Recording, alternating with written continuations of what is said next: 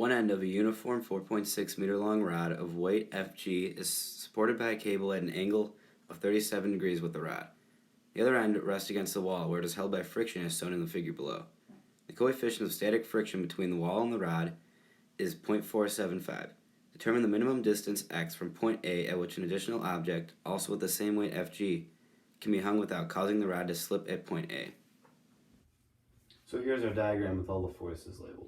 We have the force of tension, two gravitational forces, this force of static friction, and the normal force. Over here, I condense them into a free body force diagram, still with the static friction upward, two gravitational forces downward, normal force acting horizontally, and the tension force acting at a 37-degree angle. So since we do not want the rod to slip, we know that it's in equilibrium, meaning that net force and net torque are equal to zero. So let's start out by writing our force equations from our free body force diagram. So in the horizontal direction, we have the normal force pointing to the right, which is positive, and the horizontal component of the tension force acting to the left, which is negative. So we have Fn minus Ft cosine of 37 is equal to 0. So we know Fn is equal to Ft, the cosine of 37. And we know that Fn times the secant of 37 is equal to Ft. That's all we can do for now. So now let's move to the vertical. So in the vertical direction, we have four forces. We have the force of static friction, the vertical component of the force of tension, and two gravitational forces. So we have Fs plus Ft sine 37 minus Fg minus Fg all equals 0. These both equal 0 because it's an equilibrium, so the forces add up to 0. Net force is 0. We can substitute mu s Fn for the force of static friction.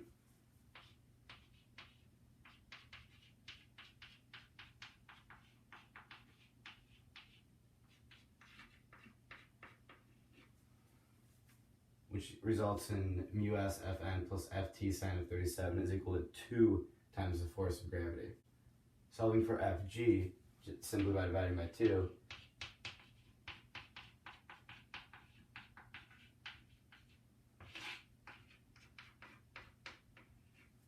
yields the same thing before, just divided by 2 because there's two gravitational forces. And now that we have our force equations, let's start writing some torque equations. Let's start with the equation for torque at point B.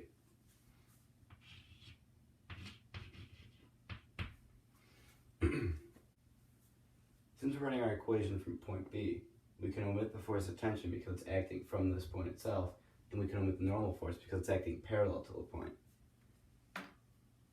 This force here is the same as if I hold this ruler and try and push this way. I'm not getting any rotation that way. So we have our equation for torque. Since both gravitational forces result in a counterclockwise rotation, these torques are going to be our positive torques.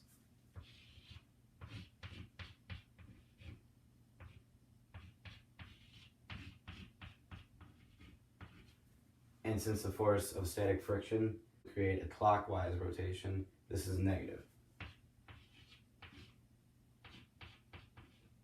And it's all equal to 0 since our net torque is 0 since the object is in equilibrium. Since we know that torque is equal to the perpendicular distance times the magnitude of the force, we can substitute in some numbers. For the first force of gravity right here, the torque is equal to this distance times the magnitude of the force.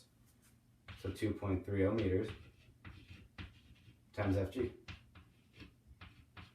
For the second gravitational force right here, the distance is going to be 4.6 meters minus x, so all of here, times the same magnitude.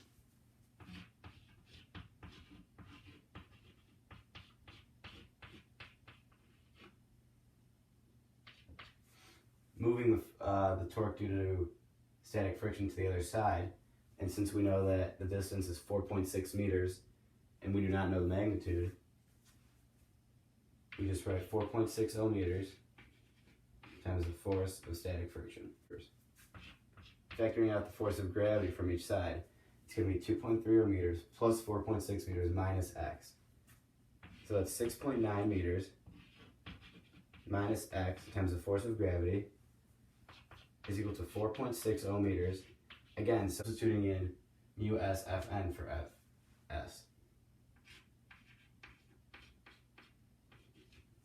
So since we're trying to solve for x, we have to try and get both sides of this equation in just terms of meters. So to do this, I'm going to start by first substituting in what we know Fg is equal to.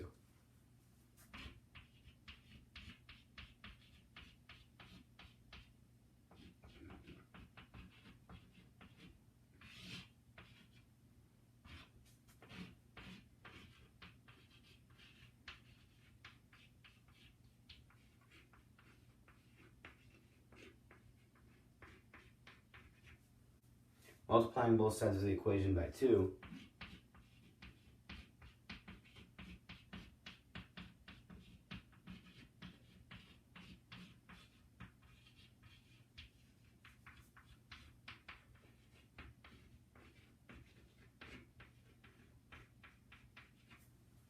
and now I'm looking at this and I still have a problem. I can't cancel out a normal force because there's still this tricky force of tension here. But up here, we know the force of tension is equal to the normal force times the secant of 37.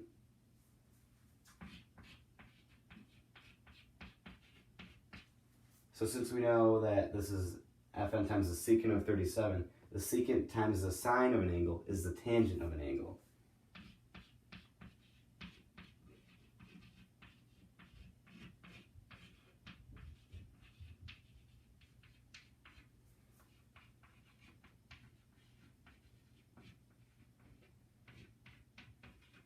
And now we could cancel out a normal force since it's a product on both sides of the equation.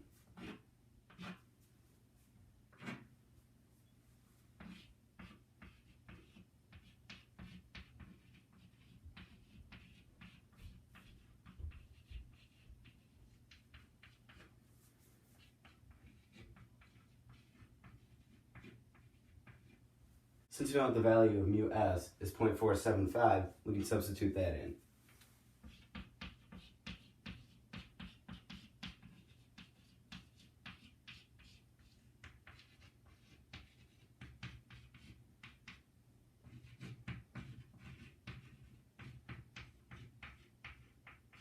Doing some simple algebra and solving for x yields 3.43 meters.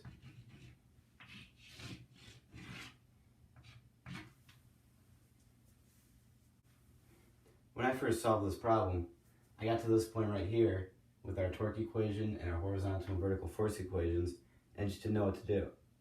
And I realized that if I start substituting in what we know Fg to be and what we know Ft to be, that the normal forces would cancel out.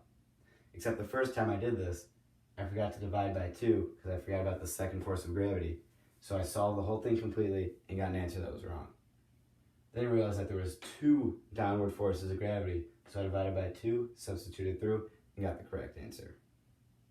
This problem shows my growth as a physics student because it shows I understand the concept of torque and able to apply my knowledge of torque and forces to solve complex problems.